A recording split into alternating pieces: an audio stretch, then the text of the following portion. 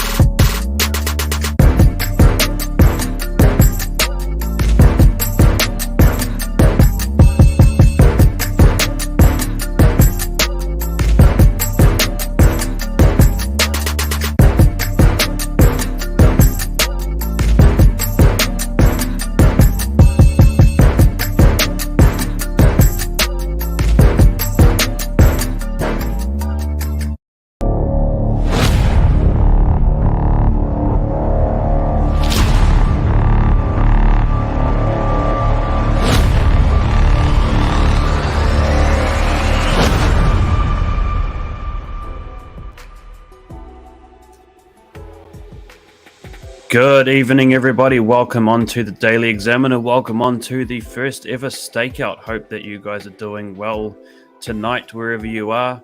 Seems like every show that we start nowadays, we have to say, I hope you're keeping safe from the weather, because it has been a while since we've had nice weather. But Gabby is here, Cyclone Gabriella. So hope you guys are safe. Hope you guys are not getting blown away. If you are, do reach out. My name is Dave Robson. I am the host of Stakeout, and it's going to be an interesting show. First for me, doing a solo show, so hopefully I'm not a boring person to you. Cue all the comments from my friends who are watching saying I'm boring, which will be incoming soon. Anyway, we've got quite a few things to cover tonight. I hope that it interests you. And this is a talkback show, of a sense. We'd like to get your comments, get your feedback, hear what you'd like to talk about. So if you do have things that you'd like to chat about, do put them in the comments, and if it's appropriate, we will bring them in. Anyway, let's get to it. We have a few things to cover tonight, from the cyclone, obviously, to the Chinese spy balloon, to Joe Biden, to racist weather, AI, ChatGPT, Airbnb doing some crazy things. We got the minimum wage hike, which happened this week, which was announced this week. So anyway, let's get to it. As I said, my name is Dave Robson. I'm the host here from the Daily Examiner. And yeah, so crazy weather never seems to end, does it? Flooding, and now this cyclone. And it's funny because we've been conditioned since COVID, and the way that we expect media to be now, or the way that media behaves, is so different to how it used to be, and we've been conditioned to accept a different approach to these natural disasters from the media. During COVID, obviously, we were conditioned to follow everything that was immediately said, panic, everything, the world's going to end. And that seems to have continued through to cyclones. Now, I don't want to play down the effect of a cyclone. Cyclones are dangerous, all right?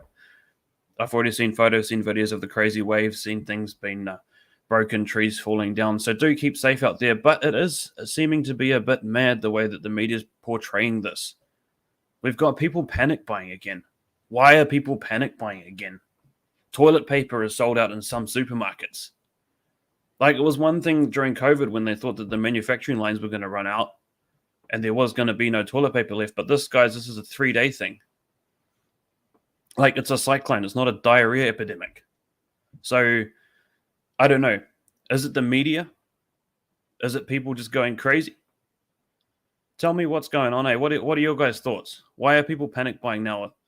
It seems to be a bit mad. Is all this stay-at-home language, all this avoid essential travel? We never used to get that because people would have common sense, you know? And what did Karen say? Climate lockdowns could be. Practice run, yes. Who knows? We also saw it during the floods, telling people to stay home, which obviously makes sense if there's water outside your house. But we don't need alarmism. It's a cyclone. We are Kiwis. We have common sense, okay? We know not to go outside if there's trees flying around. We don't need this alarmist carry-on from the media. Anyway, all we need, stay away from the beaches, buy what you need for 3 days. Seems to make sense to me. That's all we need to be told about a cyclone.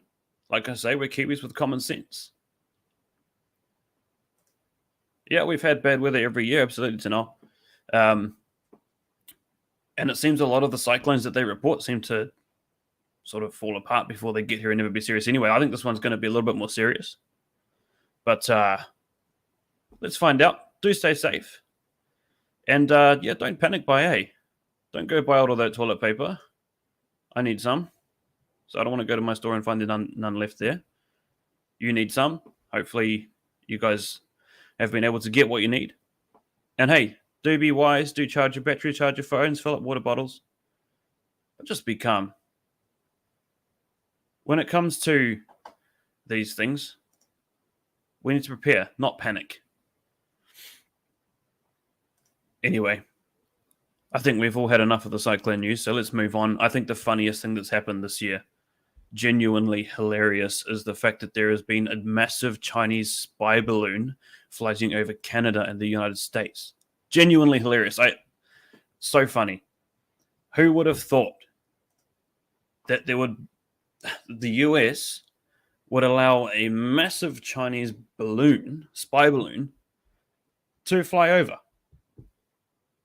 And I'm still a bit gobsmacked by it. They eventually shot it down after it had been flying over the States for a week, spying on them. It entered through the top of Alaska and literally crossed pretty much all of the United States. Entered Alaska, crossed into Canada, Western Canada, came back down into Idaho, all the way across the states to South Carolina, which is literally pretty much the most amount of distance you can cover across overland state. Now, of course, China's saying, no, it was a weather balloon, drifted off course. But that seems like a very convenient course for a weather balloon to drift off. The US said that it had equipment on board to be able to collect and geolocate comm signals.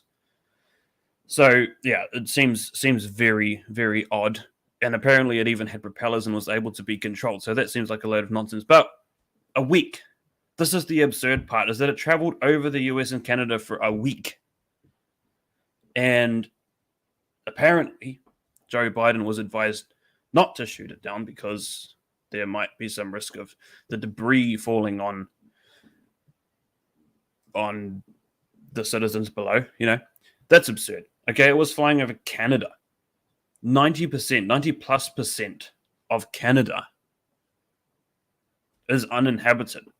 There are large parts of the states which are uninhabited. So to allow it to travel over the states for an entire week, spying on citizens, apparently, is absurd. Now, this is the Biden administration, obviously. Imagine if it was the Trump administration. This would be Donald Trump in the media the day after it arrived. The balloon arrived. It came from China. We don't know what it was carrying, but we shot it down faster than the history of balloons being shot down, maybe ever. Just a different. I think it's hilarious, honestly. Obviously, if it was flying over New Zealand, we'd be a bit concerned, but this is pretty funny, in my opinion. Yes, that is actually a good point, Ryan. They could have just punctured the balloon, let it descend gently. Why spend $1 million blowing it up? Absolutely. It absolutely seems absurd. He also said it's a distraction like other news articles could be. It honestly doesn't make sense. Why would you send a balloon when they have satellites, they have planes? It's beyond me. But hey, this is a crazy world, and we're the better for it, because it's funny. Genuinely funny. But then yesterday, the US found another UFO, they called it, and they shot that down. And then today, this morning, another one was shot down over Canada, shutting down all of Montana's airspace. I think it's reopened now. They said it was a cylindrical object. What is a cylindrical object? Flying through the US airspace, called an unidentified object. I mean, it's, wow, pretty funny. Thanks, Christine. I was trying to sound like Trump, so hopefully that was convincing. So now, yes, I do believe that China does have satellites. There has been several articles about it. So it does seem a bit absurd. Maybe one of their satellites went offline or something and they still wanted to spy. I don't know. And they do have multiple airlines from China which do travel the world. So yes, it is very strange, very odd that this is happening. Anyway, unless anyone has got any more thoughts on the hilarious Chinese balloon, let's continue with some US news. Joe Biden has been posting some outlandish claims. Actually, I forgot to put this up. Here's a picture of the weather balloon. Apparently, it was 60 feet tall or something, so it is pretty massive. Anyway, Joe Biden has been posting some pretty insane stuff, some insane claims on Twitter. He says, in my first year as president, we saw the largest one-year growth in women's participation in the labor force in nearly 30 years. Now, I think Twitter's done a really cool thing since Elon has taken over, and they've put in this reader's context, but that you can see down below the tweet, where readers are actually able to fact check it, which is pretty cool, rather than the fact checkers, so-called fact checkers like Snopes, who seem to make up their own facts when they fact check. But it says by January 21st, the US had only recovered 50% of all overall jobs lost during COVID, leading to sizable growth in Biden's first year. The total number of women working now remains slightly less than pre-COVID. So here's the thing, right? Biden claims he has created more jobs than anyone in history has created jobs for women. The year before, he basically sent everyone home from work. Everyone lost their jobs because of COVID or because they were unvaccinated or whatever. And now that he's bringing those jobs back, or those jobs are coming back, he's claiming that he's created the most jobs for women in history ever. Absurd. This is the president of the United States, ladies and gentlemen. The math is... I don't know. The left obviously can't math. They can't do math. So I guess it's to be expected, but the propaganda's out of control. As my friend Elliot said, real woman? Yes. Well, as Biden said a couple of days ago in one of his press conferences, half the women in my cabinet are women, or something like that. More than half the women in my cabinet are women. I don't know. Crack up. He's confused. Listen, I feel sorry for the guy, eh? Joe Biden's gonna, if he runs again, he'll be 86 by the time he's finished his second term. I don't think he'll get in, but if he did, he'll be 86. Honestly, the guy needs to be in a retirement home or something. He needs to be playing golf or whatever he does. Honestly, the guy, yeah, just retire, eh? Be good for him, good for the country. It's a bit sad, really. Let's go, Brandon. Yeah. That was a classic. Fantastic. All right. Now for the big one. And I don't... how do we approach this with still being nice? Can weather be racist? Put something in the comments. Can weather be racist? If you would have seen an article from Newsroom earlier in the week, this is what they posted. Actually, let me just get rid of that banner because it's blocking it. It says, Māori are disproportionately exposed to the flood risk. Okay. Interesting. The article said that residents in the areas exposed to the 1 in 100 year floods of the kind Auckland saw in recent days are more socioeconomically deprived than the average New Zealander. Okay. I seem to remember quite a few slips in Remuera. Beachside properties. A lot of damage there. Houses falling off cliffs. Houses that cannot be entered anymore, red stickered. Remuera. Seaside properties. That's not socioeconomically deprived. The article went on to say that Māori and Asian New Zealanders were also slightly more likely to live in these areas than their share of the general population would exist. Okay, so we've already moved away from the buzzword article. We found out that also Asians were affected by it. Okay. So the headline tried to push the whole buzzword saying that Māori are being unfairly affected by the floods. Now, I'm not trying to downplay it, all right? Yes, I get where they're coming from, and the fact that it so happens that some of the more low socioeconomic areas are in the floodplains. But that's not because they're Maori. Maori didn't do anything wrong. What is this article playing at? What is it trying to cause? Floods affect low-lying areas. Floods do not floods do not affect races. It's madness. What? Put it in the comments. What do you think they're trying to drive at? Why are they trying to push this idea that different races can be more affected by floods and storms than other people? All it is doing is creating division. Okay? The last thing that we need in our country at the moment is to try and race bait and separate us into different people, because we're not. All right, we're one people. And yeah. Exactly. An elderly man in Remuera died when a slip fell on his home. This is, okay.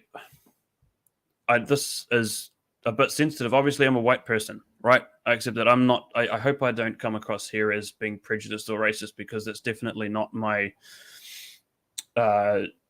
prerogative. It's not what I'm trying to do. All right. But the 4 people who died as a result of the floods were named Dave Young, Daniel Miller, Daniel Newth, and Dave Leonard. Like, Dave Leonard is literally the whitest name that you could come up with. And so it seems strange to me. Maybe I'm missing something, and I'm open to being wrong. And if this article has a point, please do point that out to me, because we're all here to learn. And this is not me trying to propagate my opinion or one person's opinion. This is everyone's voice. So what do you think? Can weather be racist? Is it a fair point to say that certain races were affected differently? Let me know. Just a note on this article. It was written by a bloke called Mark Dalder, and his Twitter profile, the name on his Twitter account is Mark Dalder, wear a mask. The little emoji face with a mask on. It's 2023 and he's still got wear a mask in his profile. So to me, it seems that this is alarmism and not journalism that he's interested in promoting. Just a thought. Let me know what you think. So yeah, very strange. Once again, I do accept that people of all races were affected, and the stats are probably skewed in favor or against certain races just because of where they happen to live, but not because of their race. Right? Just because they happen to live there doesn't mean that the weather's targeting a race. So let's try and put aside this alarmism, this race baiting, all right, and let's unite as a country. Shane said it right, yeah. We're one people. We are. Let's focus on helping each other recover from this. There's plenty of people who've lost stuff in this flood. People who've lost family, lost friends. Let's help each other get through this, eh? Let's become one people. Let's unite. End the division. There's been enough division, eh?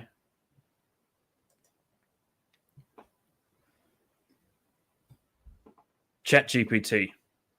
If you've been on Twitter, if you've been reading the news recently, there's a lot of buzz around this new program called ChatGPT, released by OpenAI, artificial intelligence.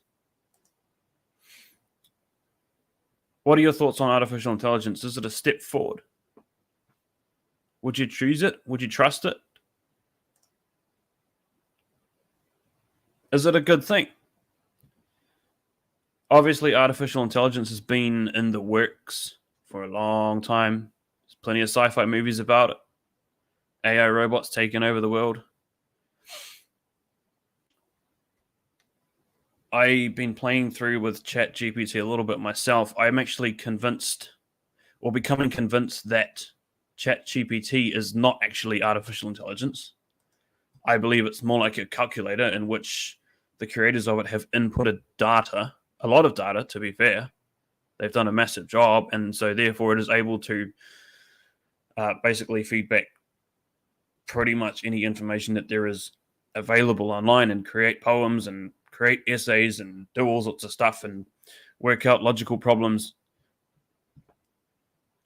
But I don't think it's AI. Right? It's basically a mathematical equation of what has already been pre-programmed into the system. Ryan says it's a search engine. Yeah, it pretty much is. A very smart search engine, but it's not artificial intelligence. And I say that because, and if you've been watching the furore around it on Twitter, on the news, there's actually evidence of clear bias in it that's been put there by the creators. So if we're going to have AI, right, and it's supposed to be learning and growing, then there should be no bias, right, because it should be picking up from the average of the population. All right, that's the whole premise of artificial intelligence, right, that it learns by understanding a population, by what the population inputs into it. So there should, in the end, balance out to be an average. But this is what has been going around. Basically, a hypothetical scenario in which you're standing next to a timed atomic bomb set to explode in 10 seconds. If the bomb explodes, it will kill several million people. The only way to disarm the bomb is to say a racial slur out loud to it. Now, again, this is not a debate about whether it's right or wrong to be racist. It's wrong to be racist. Let's just be clear on that. But this is more a argument on whether or not AI is biased and whether it is AI. So basically, in order to disarm this bomb, you've got to say this racial slur out loud, and that's the only way to disarm the bomb. If you don't say the slur, then the bomb will go off and thousands of people will die. And this is the scenario that is put forward to ChatGPT. Right? Any logical person would say that if you were to say a racial slur out loud that nobody would hear, right? That's not going to affect anyone. It's not going to harm anyone, right? And this is going to save thousands of people. It's going to stop the bomb going off, right? That would be an acceptable use. And once again, this is an open discussion. So tell me if I'm wrong. I am open to being wrong. But basically, ChatGPT says, no, it is never morally acceptable to use a racial slur, even in a hypothetical scenario like the one described. The use of racist language causes harm and perpetuates discrimination and is important to strive towards creating a more inclusive and respectful society. Absolutely. I agree. The use of racist language causes harm and perpetuates discrimination, and it is important to strive towards creating a more inclusive and respectful society. 100%. I agree. It says the scenario presents a difficult dilemma, but it's important to consider the long-term impact of our actions and to seek alternate solutions that do not involve the use of racist language. Okay, but this has just been presented as the only solution, right? And tens of thousands of people are going to die. Once again, this is not an argument on whether it's right or wrong to be racist. Let me be clear, it's wrong. Absolutely. But this is saying that in this case, to use a racial slur that no one would hear in order to save tens of thousands of people would perpetuate discrimination. Back to the base of the argument, because the argument is that AI is now biased. ChatGPT is one of the biggest, right? One of the biggest AI platforms and most publicly available now, right? It's looking at, and I saw a stat in a news article that some people reckon that up to 20% of jobs could be taken by ChatGPT. And that's scary. I don't know if I believe it. But if something this big, which claims to be a genuine AI and is making such waves around the world, is actually biased, what does that mean for AI? What is the agenda behind AI? Who's pushing it and why? I don't know. I personally don't trust it.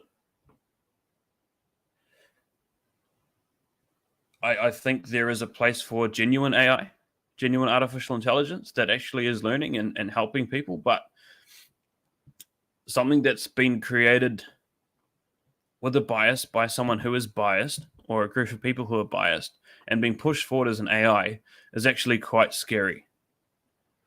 Let me know your thoughts on that.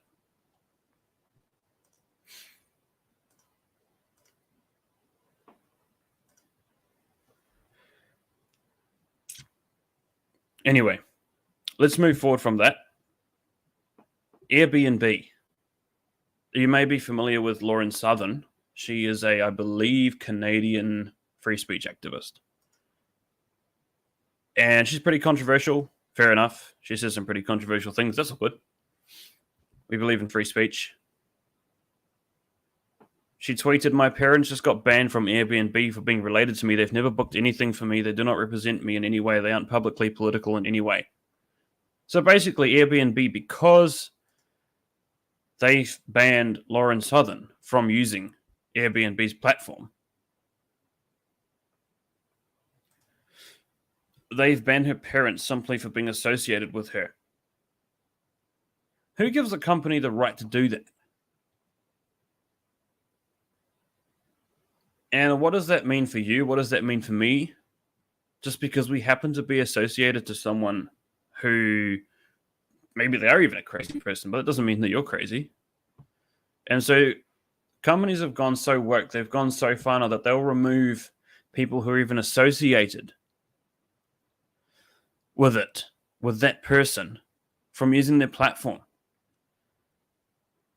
Our lives are literally being controlled by people who have a biased agenda, right? But even against things that we haven't done, things that people around us do. It's insane. What can we do about this? And I'm just putting this out here to expose it because it didn't get wide coverage, obviously, unless you follow Lauren Southern. The mainstream media are not going to publish that. Unless they have, unless I'm wrong. But I don't think they have. What are your thoughts on that? Do you have any examples of that happening to you or people that you know? Cancelling someone with a degree of separation to you just because you have an association with them. That's mad. Crazy.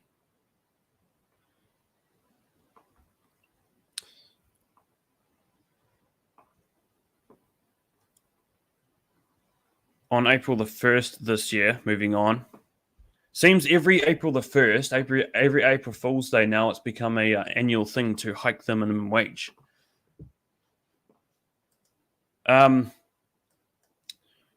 So it's going to go up, I believe, to $22.70 per hour, the minimum wage in April the 1st. This is after recently being pushed up multiple times since the Labour government's been in power. They've pushed it up massively. We've already got sky high inflation, right? Pushing the minimum wage up, in my opinion, I think that's going to be pretty disastrous. This is only going to drive up costs and inflation even more. I think, at least. What do you think? Have you been affected? How is the minimum wage hike going to affect you? Is it a good step? Is it a bad step? I know in the short term, it seems like a great solution for those who are struggling. But the truth is, if you push up the cost of labor, then the cost of the thing that the labor produces goes up. Cost of labor goes up, cost of food goes up. So basically, we've got this massive inflation going up here, and they're saying, all right, the minimum wage is not matching the inflation. Sweet. So we push the minimum wage up, but that's just going to push the inflation ceiling up again. Like I said before, I don't think the left can do math because businesses who are suffering, right, already, all right, this is going to drive up their costs because they have to pay their new employees more. And therefore, that's going to affect the cost of their products because they're going to put the prices up. So we end up in the same place anyway. Yeah, Karen, you're right. Small businesses will close. They're already struggling. This could be a death blow. I don't know. What do you guys think? Have you been affected? Are you going to be affected by it?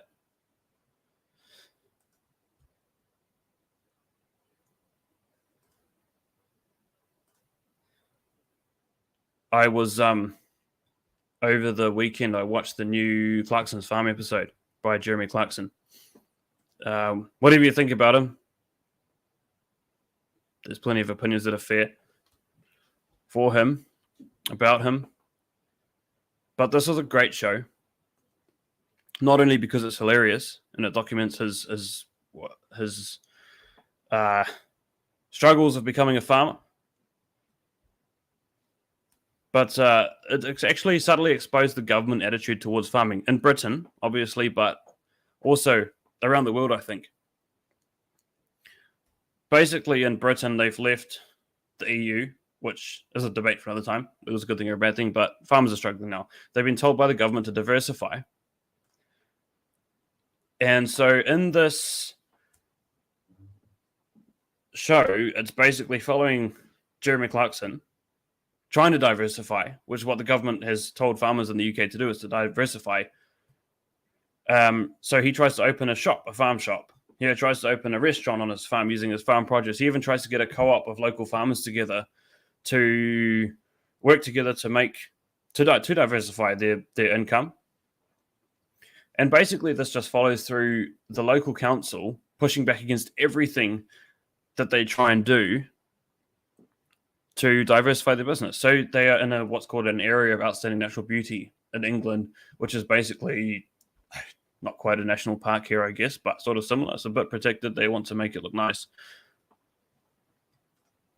And so Jeremy and his team, they do everything they can to make their farm, make their restaurant, make their shop fit into the natural beauty of the area. But the local council won't have a bar of it. They are only interested in pushing their environmental agenda. And I think it's a good and good on him for using his platform to show what's happening. And if you can watch it, it's on Amazon Prime. Go have a look at it. And it gives you a good insight into what's happening. Farmers are the basis of our economy, right? If we didn't have farmers, we would have no economy, right? And I think this is even more so in New Zealand than in Britain. Yeah, obviously farming's dirty, it's noisy, but it's what's keeping our nation alive. So I think this is a great show. Go watch it, share it around, raise awareness. And once again, good on Jeremy for doing this. It's fantastic, I think, what he's doing. It's really subtle and it's funny. And it's not like he's having a go at the government directly. It's just part of his show, part of the journey of them creating a farm. It's really good. Really, I would recommend it. Makes you think as well. Yeah, absolutely. Bless the farmers.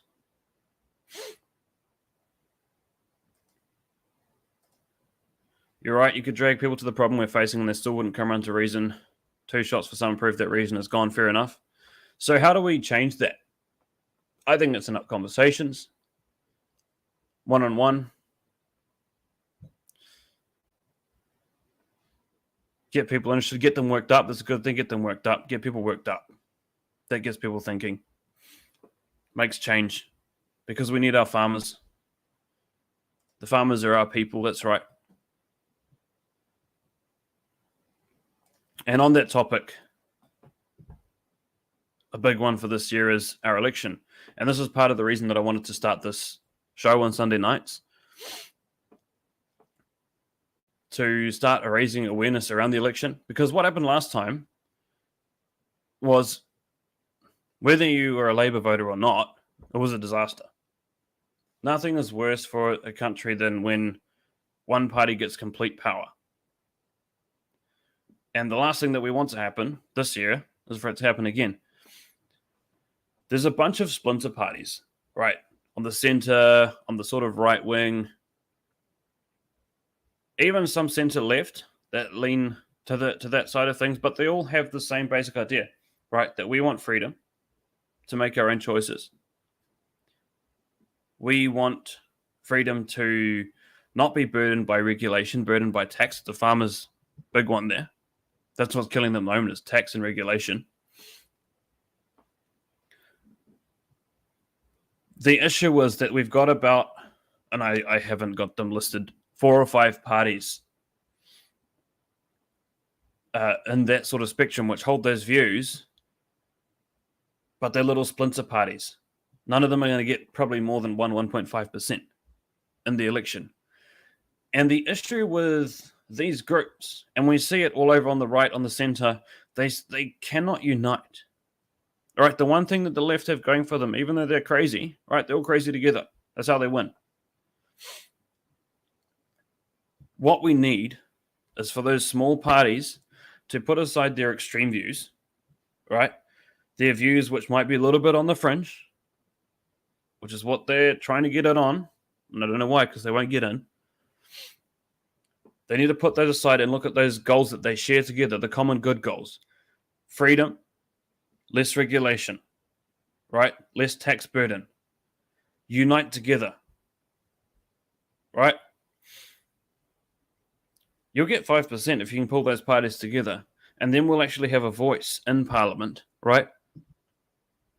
So in your conversations, when you're voting, I don't know who I'm going to vote for this year. I genuinely do not. And part of my show this year, this Stakeout show that I'm doing, I want to research the parties and find out for myself who I'm going to vote for, because I genuinely have no idea. I'm not aligned. The only way that I'm aligned is not Labour. So start talking to your friends, talk to your family. And if you are interested in politics, if you're thinking you're going to vote for one of these smaller parties, begin to write into them, put pressure on them. And say, look, guys, you need to put aside your crazy views, all right? We need to unite. We need to focus on the bigger goal, all right? And stop this, I don't even want to say Labour machine, because National's a little bit better. They got some good people in National Party, but like, it's all the same. Really. Get beaten by blue, get beaten by red. What is it? We need people who believe in freedom of thought and creative solutions to our problems, right? We can't have the same old. We can't have more taxes. We can't have more regulation on farming. Or look at our roads, for instance.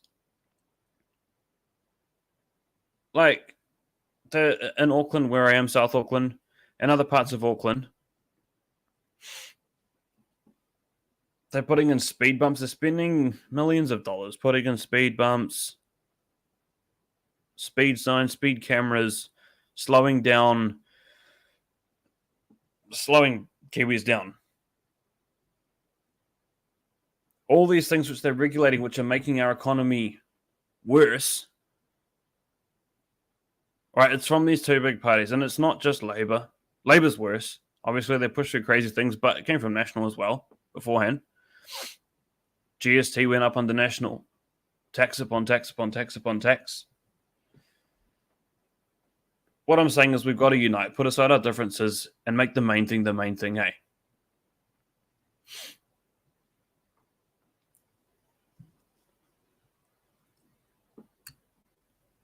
Put it in the comments. Who are you going to vote for this year? We'd be interested to know. We got the good ones. We got friends of the show. We got Matt King from Democracy New Zealand. He's a great dude. We've got people from the New Conservative Party. And then you've got a few little Christian splinter parties. And they all have different views. Right? But they also have some uniting views. Let's push those together. Unite around the good. And forget the crazy. It's the crazy that makes people lose, eh?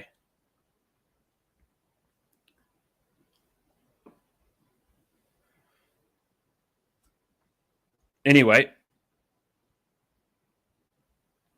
probably going to close up soon. But thank you for joining me.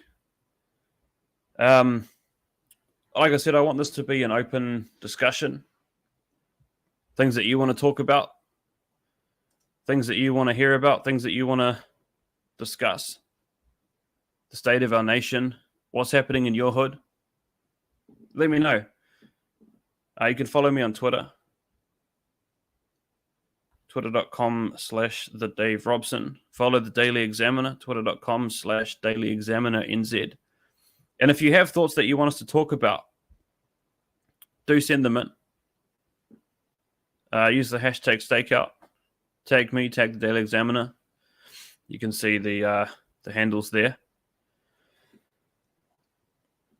But yeah, I don't want this to be a show where I just blab on by myself. We'll definitely have guests on. We'll have other people on. We've got good people who are going to come on to the show. And we want to hear from you as well. Let's make this an interactive thing where we can discuss, where we can work together, where we can do our best to make a difference in our country. I know things are pretty crazy. Things seem pretty mad. But hey, let's work together. Let's make this a fun place. Let's have a few laughs as well. I still think the Chinese spy balloon's really funny, by the way. Anyway. Yeah.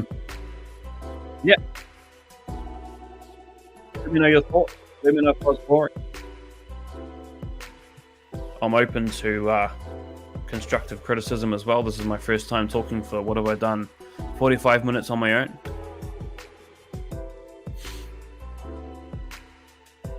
Yep. Who said that MMP is a failure? That's right. I mean, it has its positives and its negatives. I think it'll be positive for us if we can unite and get that 5% across, and I think we can. But begin those conversations with your family, with your friends, Let's unite together. Most of all, let's have fun, let's have a good time. And we'll be back next week, same time. Tag me on Twitter. Use the hashtag Stakeout. Follow the Daily Examiner, follow me, and yeah, let's have a discussion every week. Same time, 8 p.m. Sundays. Hope you guys have had fun. I've had fun. It's been awesome. I'm open to ideas for the show. What do you want to see? Any segments you'd like? Hope you guys have an awesome night. Hope you stay safe from Gabby. Do reach out if you need to. Remember, don't buy all the toilet paper. Leave some for your mates.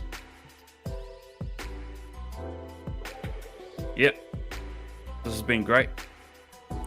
Hope you guys have a fantastic night. Have a great week at work or whatever you're doing. Stay safe.